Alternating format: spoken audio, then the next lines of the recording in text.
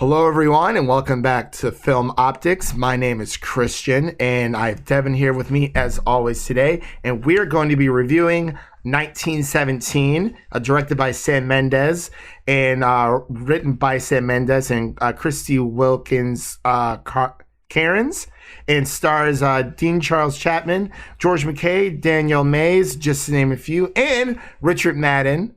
As well as our Mr. Doctor Strange as well with Benedict Cumberbatch. And as always, buddy, how are you doing today?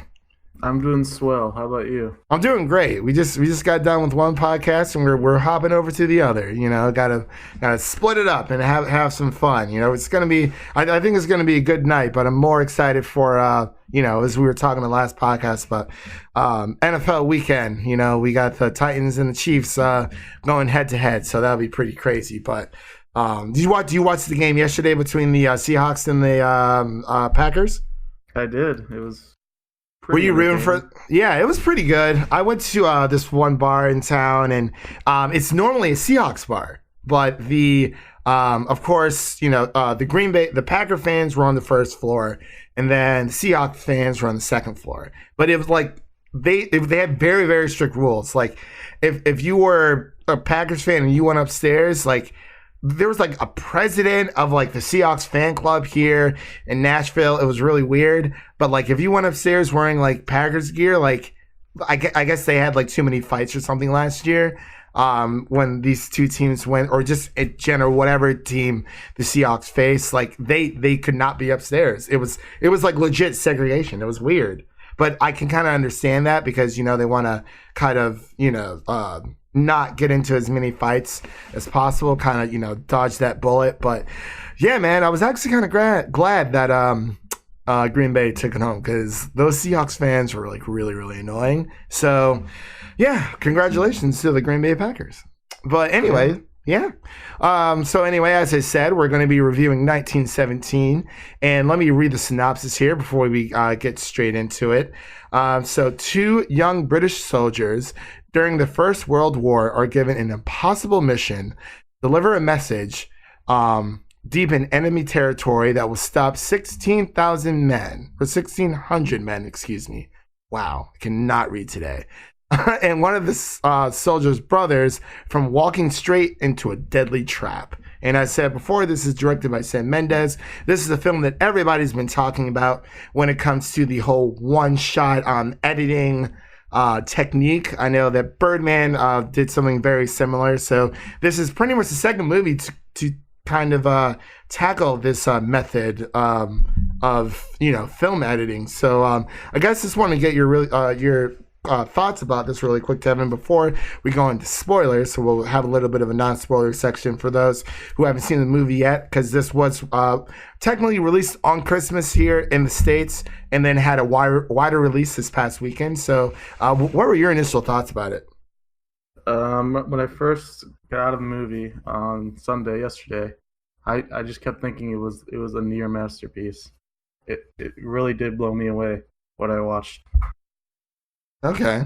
Yeah, I would have to agree with you there. It's very when I saw it about a month ago, I got invited to a screening and I didn't really know what to think of it. I know a lot of people are trying to compare this to Dunkirk. I personally think Dunkirk and 1917 are two separate movies, and they're trying to do two totally different things. With 1917, it is a more simplistic story, especially from, the synopsis that I just read. That is literally the plot of the entire movie, with a few sacrifices here and there when it comes to a few of the characters. But, I think what really blew me away was the cinematography, and that's what drew me in the most. The story was fine. It's very simple, very easy to understand, which I feel like with some war movies, some people kind of get a little convoluted or kind of mixed up of what's going on. So this happens during the First World War, and it's a very heartbreaking story as well. As these two soldiers make their journey across enemy lines. What really, stood out to me again was the what was the whole one shot take. Even though there are a few little editing pieces in there, which I didn't really expect them to go through an entire 2-hour movie nonstop with the camera. You know what I mean? Because that's a little bit. Yeah. It would have been very impressive, but that's a very long take. That's definitely the thing that sold me, because I saw the previews as they were coming out, and I thought it looked good, but I wasn't completely sold yet. Yeah. But then when I heard it was shot to make it look like one consecutive long shot, that really sold it.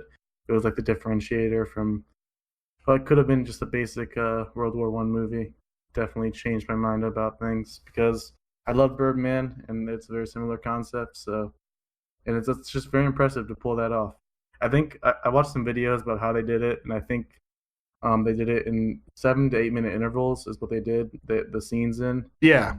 And it's just so impressive for the actors and the directors and everything, because one mess up and you have to do a whole 8 minutes over again. It's crazy to think about. Yeah, and there's that one video on Twitter where, you know, it's showing the shot that we've all seen through the trailers where one of the characters is George MacKay, I believe. Yeah, George Mackay's character, you know, he's running through, you know, enemy, like right over enemy lines, you know, explosions, everything are going around. He's running into his own troops and trying to tell them, hey, you know, like, don't make this charge. You're running into a trap. But I think the main thing here, so really quick was yeah, I mean, besides the story, which, I mean, I thought it was fun. I do want to add, apparently in that scene where he's running and he runs into multiple people, that wasn't planned. Yeah. And they just kept rolling, and it made it in the movie. I thought that was really cool. Oh yeah, it looked way more realistic, because I'm like, it would have been really like fishy. He's like, he doesn't run into like anyone. Like, that's actually less realistic than what actually made it in with. That's really cool. But so I guess was there anything else you wanted to touch on before we kind of just head into spoilers for all of our listeners out there? No. All right, so everyone, we're about to head into spoilers. I'm about to play a quick little clip from a video, or excuse me, from the movie that I found online, and then we're gonna hit straight into spoilers. You keep hold of me!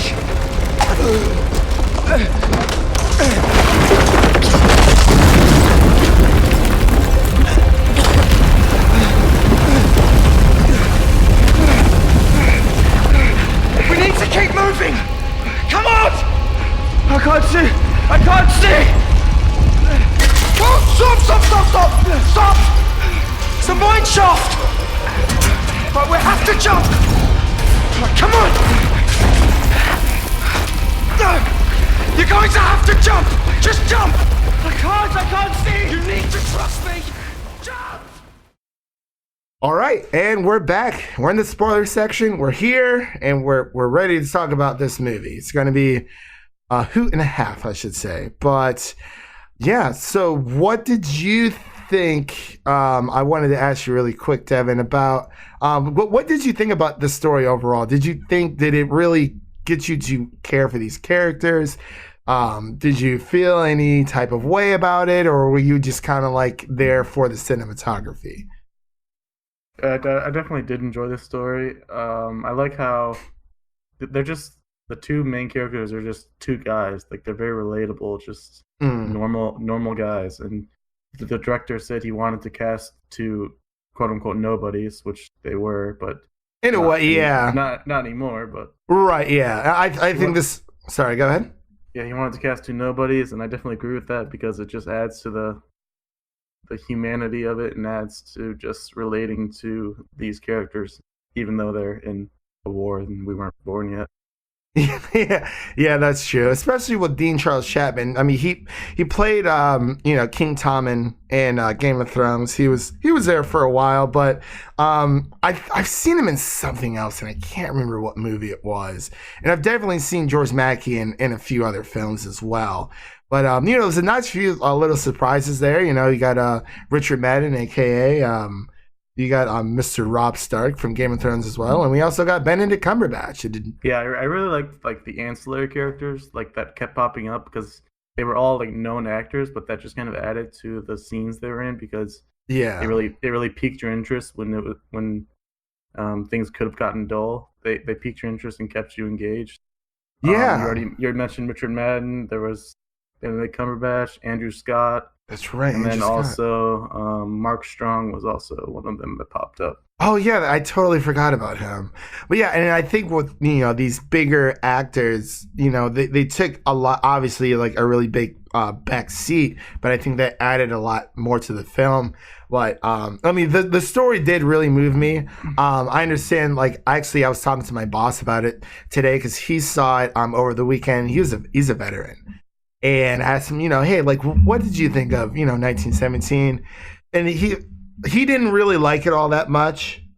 He didn't care for the story, and I think the reason why he wanted to go was for the story. He didn't like how simplistic the story was, and I can totally see that, and I totally understand why people just think it's too simple. But at the same time, it really does make for a great story because it really does get you to care for both of these men, both of these men who are taking this journey together. And you have Dean-Charles Chapman's character who ends up dying halfway through. I did not expect him to die so soon. I did not expect him to die soon at all. Immediately. Yeah, like it was very, very early. Like what? And that's then the first act. That's probably like the main issue I had was he kind of just dies unceremoniously because he gets stabbed off camera. Yeah. And then, but like his, oh my gosh, like the color of his face though, it was like, yeah, that was Just, insane. like, laying there dead. Oh, that was crazy. Yeah, I couldn't honestly believe it. And then we have George MacKay's character. He just heads towards, he finishes the mission. But I really do like how the beginning of the movie, it starts with George MacKay's character sitting underneath the tree, just taking some leisure time, and. It really did hit me home when, when they reached Richard Madden's character, who was who played Dean Charles's brother in the movie. I kept looking to find. I was like, where's he gonna be? Who's it gonna be? Yeah, I'm trying to find someone who looks like him, and then I was like, whoa, I kind of see a resemblance a little bit. Yeah, a little bit. Crazy, though. I did not expect Richard Madden to be in this movie at all. I was like, oh wow. But like I absolutely did love it. I do wish the story was a little bit more, I don't want to say complex, but I wish there was something just a little bit more there. But I mean, hey, you got to take what you can get. This is definitely something I can see myself owning when it comes out on Blu-ray as well. But I also say one of the most impressive scenes is when he gets to that little town, and he has that shootout with that random guy in the window. Oh, he's freaking booking it, man. I was like, he gets knocked out by the guy, and then he wakes up, and the whole town is just being lit by flares. Yeah, and it's one of the most impressive things I've ever seen. Like, I don't know how they even came close to pulling that off. I don't. Yeah, and a lot of it, they weren't relying on any other light source. It was just flares. And natural light. Yeah. That was amazing. I think my favorite part is when George MacKay's is going through the town. He runs into that I think she's French. Yeah. I think that was like my favorite part of the movie, minus the end.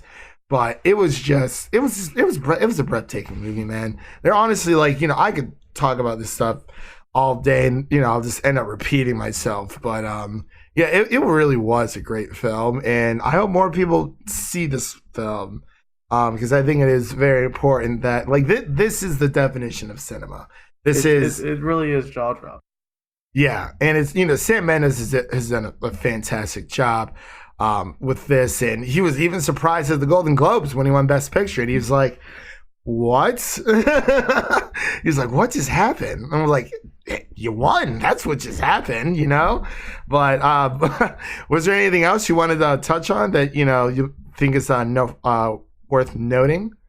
I like Benedict Cumberbatch's badass scar. He looked like Scar from Lion King. Yeah, he really did. Oh, Doctor Strange. He's making. It's like, hey, everyone's saying, these Marvel actors, there's a curse, and I'm like, I don't think that's very true. I mean, yeah, there may be some you expect their next movie to be really. There's been no actor that's been cursed. I don't know. Yeah, what the argument is. Yeah, and I don't even some people I saw were saying, "Oh, Dr. Dolittle, whatever," with or Robert Downey Jr. I'm like, okay, like before he was in the MCU, he was in Shaggy Dog. Like, I think that came out like a year or two before he even played Iron Man. Like, that was like the most goofy role. Chris Evans, I forgot what movie he was in. It was just, it was some comedy that he was in. I'm drawing a blank on it now, but I'm like, come on, guys. Like, there is no such thing as a Marvel curse.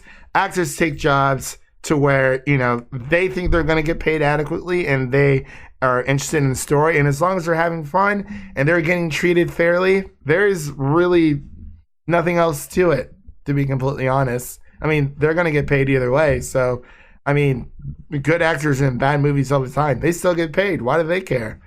You know? I mean, obviously they care to an extent, but at the same time, I mean, Cats, I mean, whatever Jason Derulo wants to say, because anyway, but it's just, yeah, they're in this business to do something that they love, no matter if it's a great movie that critics or fans love, or if it's just something that, you know, they are attracted to the characters that they're supposed to be portraying, and that's why they take these roles. You know, no matter what it could be. Freaking what Jeremy Renner was in, was it Arctic Dogs? Like, yeah, it's a goofy movie, but like, who cares? Honestly, it's like, have I seen it? No, but I mean, it's work. Hey, it's life. You know. But was there anything else you wanted to touch on before we wrap up here? I loved every scene that was in the trenches because it was just nonstop, just like movement and chaos, and it makes you feel very like congested too. Especially when they went into the enemy grounds and then into that underground like little area they were living in. And when that bomb goes off because of the rat, it was like shocking. It really was. You didn't expect it to happen, and then boom, it just happens. You just like felt it. I like actually jumped out of my seat for a second. I was like, "Oh my god, that was crazy!" And then he's like pissed at the rats right after. Fucking rats. Fucking rats. But yeah, and I actually wanted to touch on one little thing because I was listening to the Next Best Picture podcast and their review of 1917, and Matt Neglia on there was saying that it kind of reminded him of a video game in a way. You know, like the third person over the shoulder. Mm-hmm. So and I you know, I really want to see this movie again, but I was thinking, I was like, yeah, that pretty much, that's a great analogy. So I thought that was pretty cool. When that troop line went off, I was like, oh, I just got claymored. It's COD all over again. Oh man, it's crazy stuff. COD World War, or what was it? World at War. Yeah, World at War. Man, that was a great game. Great game. But yeah, I believe if there was nothing else, Devin, I believe we can wrap up here for this. I also love that they had that song in the trailer, and then they showed it in the movie being sung by one of the soldiers. Yeah, I totally forgot about that. That was really cool because that was a callback to the trailer. Yeah, I didn't expect it to be sung by an actual soldier, but it was really cool. Yeah, I thought that was really sweet. The soundtrack was fantastic. I mean, the sound mixing, the editing was, you know, obviously fantastic. So, you know, I definitely think it's going to be taking a lot of awards home for, you know, the Oscars coming up February 9th. So that would be really interesting to see. But was there anything else? I think that's it. All right. Well, that's going to conclude our review here of 1917. Everybody, go see this movie. We still have scores. Oh, that's right. Oh, my gosh. I'm so sorry, man. I'm like, I got football on my mind and doing this. So what would you give this out of 100? 1970. I'm going to go above. A 94. Ooh, you know what? Yeah, it was so good. I'm gonna go. I'm gonna agree with you. I'm just gonna give it a solid 95. I think, just a little bit more. But yeah, it was a great movie. And honestly, if anyone is thinking about seeing this movie, you definitely want to see this in theaters because it is built for this theater experience. And Mendes said and in IMAX or Dolby. Yes, sure. Preferably Dolby, just for the sound as well. But you know, the IMAX seats hurt my butt. So it's just one of those movies where you're watching it and you're just in awe and don't understand how they made it. Yeah, it is very breathtaking. I believe this is like, if anyone's like looking to get into you know, filmmaking, this is this is the definition of cinema. I personally think, it moves a lot of people. You have great character development. It really gives you care about these characters, and the score, the sound just moves you, and everything happening on screen. It's just very, very immersive. But so that route pretty much wraps it up, everyone. Have we been going for 19 minutes and 17 seconds?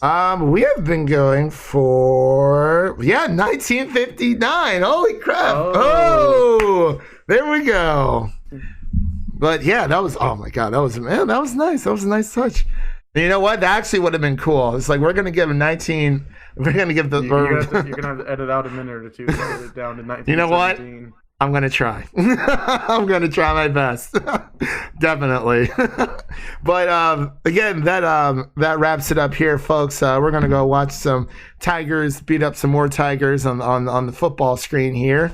And you can listen to this podcast on Google Play, Apple Podcasts, Spotify, Stitcher, and Anchor. You can also follow us on Twitter and Instagram over at Film Optix. Optix is spelled Optix. I have no clue what we're reviewing next. We'll just have to figure it out. And we will see you guys in the next one. Peace.